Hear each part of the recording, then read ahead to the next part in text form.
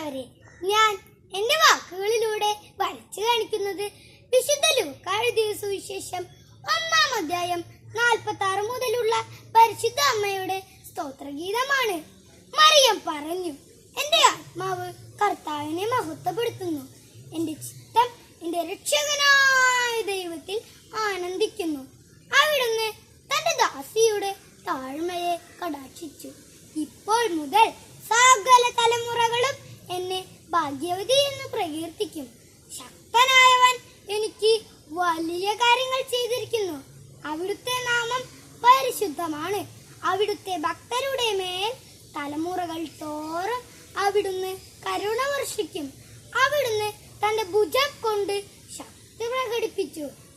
ഹൃദയ വിചാരത്തിൽ അഹങ്കരിക്കുന്നവരെ ചിതറിച്ചു. ശക്തന്മാരെ സിംഹാസനത്തിൽ നിന്ന് മറിച്ചിട്ടു. എളിയവരെ ഉയർത്തി. വിശക്കുന്നവരെ വിശിഷ്ട വിഭവങ്ങൾ കൊണ്ട് സംതൃപ്തരാക്കി. സമ്പന്നരെ വെറും കൈയോടെ പറഞ്ഞയച്ചു. തന്റെ കാരുണ്യം അനുസ്മരിച്ചുകൊണ്ട് അവിടുന്ന് തന്റെ ദാസനായ ഇസ്രായേലിനെ സഹായിച്ചു.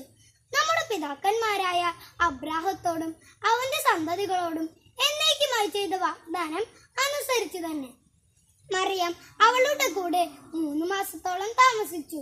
പിന്നെ വീട്ടിലേക്ക് മടങ്ങി. ഈശോയുടെ അമ്മ നമ്മുടെയും അമ്മയാണ്.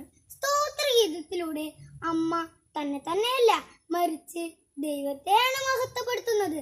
നമ്മുടെ കുറ്റങ്ങളും കുറവുകളും ഒന്നും വിളിച്ചു പറയാതെ നമുക്ക് ലഭിച്ചിട്ടുള്ള നന്മകളും ദൈവികമായ കഴിവുകളും മറ്റുള്ളവരെ ദൈവത്തിലേക്ക് കൊണ്ടുവരുവാൻ അമ്മയുടെ സ്തോത്രഗീതത്തിൽ ചേർത്ത് വയ്ക്കാം. അമ്മയുടെ എളിമ എന്ന ഗുണം നാം ഇവിടെ കാണുന്നു. ഈ എളിമയെ നമുക്കും നമ്മുടെ ജീവിതത്തിൽ പ്രാവർത്തികമാക്കാം. എന്നെ ശ്രമിച്ചിരുന്ന എല്ലാവർക്കും എൻ്റെ കൂപ്പുകൈ.